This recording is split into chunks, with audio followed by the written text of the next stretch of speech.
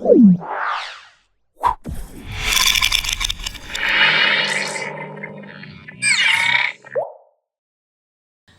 నేను మీ మాధురి. ఈరోజు మనతో పాటు స్టూడియోలో ఉన్నారు మెరాకిల్ మోహన్ గారు, స్పిరిచువల్ హీలింగ్ కోచ్. హలో అండి. నమస్తే మేడం. ఫిజికల్ అడిక్షన్ ని కొంతలో కొంత మనం బయటికి రావచ్చు, కానీ మెంటల్ అడిక్షన్ నుంచి మనం బయటికి రాలేం. ఇప్పుడు ఏదైనా మనకి alcohol is a mental addiction, smoking is a mental addiction, non veg is a mental addiction. First physical గా అలవాటు అయ్యి మెంటల్ గా కనెక్ట్ అయిపోతూ ఉంటాయి. సో ఇలాంటి అడిక్షన్స్ నుంచి మనం బయటకు రావాలి అంటే అసలు ఫస్ట్ అడిక్షన్ అంటే ఏంటి, ఈ అడిక్షన్ ఎందుకు అవుతూ ఉన్నాము, దీని నుంచి ఎలా బయటకు రావాలంటే? ఫస్ట్ థింగ్ అడిక్షన్ ఏంటో మనం డిస్కస్ చేద్దాం. అడిక్షన్ అంటే సంథింగ్ మనకి ఏదో డీపర్ నీడ్ ఉంటుంది, అవసరం ఉంటుంది. ఆ అవసరాన్ని మనం బయట నుంచి ఫుల్ఫిల్ చేస్తే దాన్ని అడిక్షన్ అంటాం.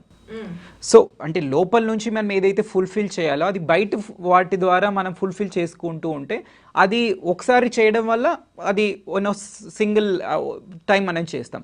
అది రిపీటెడ్గా మళ్ళీ చేస్తూ ఉంటే ఏమవుతుంది అంటే అది అడిక్షన్ అవుతుంది. సో ఇప్పుడు అడిక్షన్ అంటే మనం డిస్కస్ చేసుకుందాం, రూట్ కాజ్ ఏంటి అని డిస్కస్ చేసుకుందాం. చాలామందికి అడిక్షన్స్ రావడానికి గల కారణం ఏంటి అంటే, సో వాళ్ళ లోపల బాధ ఉంటుంది. ఆ బాధ నుంచి ఎలా బయటపడాలో తెలియకుండా సో డిఫరెంట్ ఫార్మ్స్ ఆఫ్ అడిక్షన్స్కి గురవుతూ ఉంటారు. ఒకటి మొబైల్ ఫోన్ అడిక్షన్ కావచ్చు, కొంతమందికి అంటే లోన్లీగా ఫీల్ అవుతుంటారు. దీనికి కూడా కారణం ఏంటి అంటే లోపల ఆనందం మనం లేదు కాబట్టి బయట వెతుక్కుంటున్నాం. ఏ అడిక్షన్కైనా మూల కారణం ఇదే. లోపల నేను హ్యాపీగా ఉన్నానంటే I don't need external sources కదా. ఇప్పుడు మన లోపల మన ఇంట్లో ఫుడ్ లేనప్పుడు ఏం చేస్తాం, మనం ఏదో హోటల్కి వెళ్తాం, లేకుంటే బయట ఫ్రెండ్స్తో అలా వెళ్తాము. సో అంటే ఈ అడిక్షన్స్ కూడా ఎందుకంటే యాక్చువల్గా అది ఆనందం మనం దాంట్లో వెతుక్కుంటున్నాం. స్మోకింగ్ కావచ్చు, సిగరెట్స్ కావచ్చు, షాపింగ్ కావచ్చు. ఎస్పెషల్లీ ఉమెన్కి అడిక్షన్ ఉంటుంది. So they don't satisfy with like 100 pair of clothes ఉన్నా కూడా వాళ్ళకి ఏం చేస్తారంటే they by more and more. అది రాంగ్ అని నేను చెప్పట్లేదు. ఇఫ్ ఇట్ ఈస్ నెసెసరీ మనం కొనుక్కోవచ్చు. బట్ ఏమవుతుందంటే అది ఫార్మ్ ఆఫ్ అడిక్షన్ ఏంటి అంటే to satisfy the emotional hunger.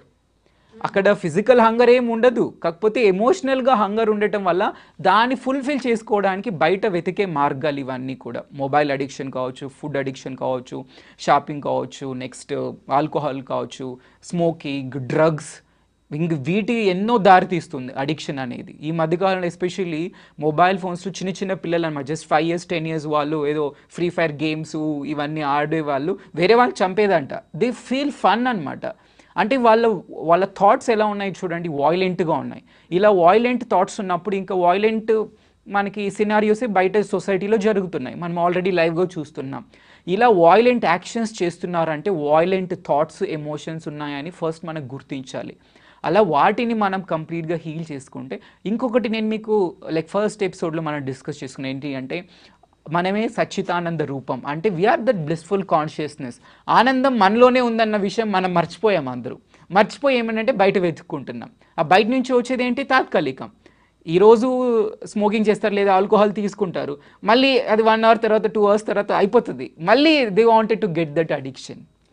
So వీటిని మనం ఏమంటాము అంటే ఇట్స్ ప్యాటర్న్, అది కంటిన్యూస్గా రిపీట్ అవుతూనే ఉంది. ఈ ప్యాటర్న్ ఎక్కడ మనం బ్రేక్ చేయాలంటే ఫిజికల్ లెవెల్లో కాదు.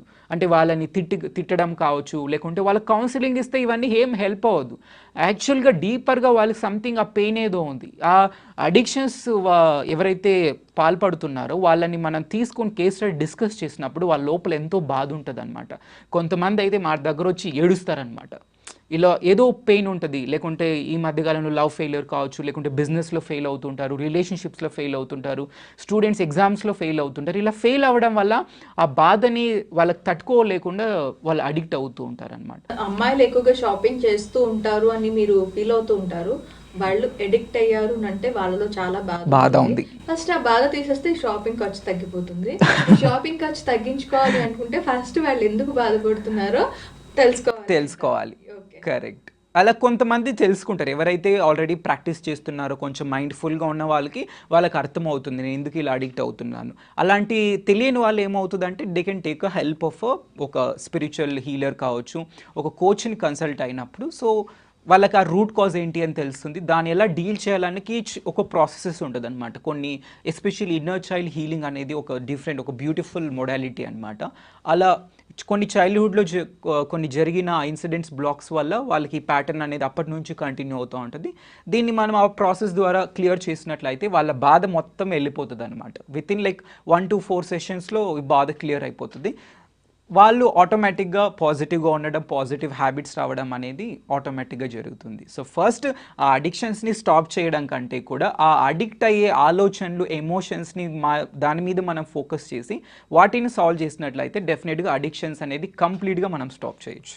Okay, thank you. Thank you Madhuri గారు.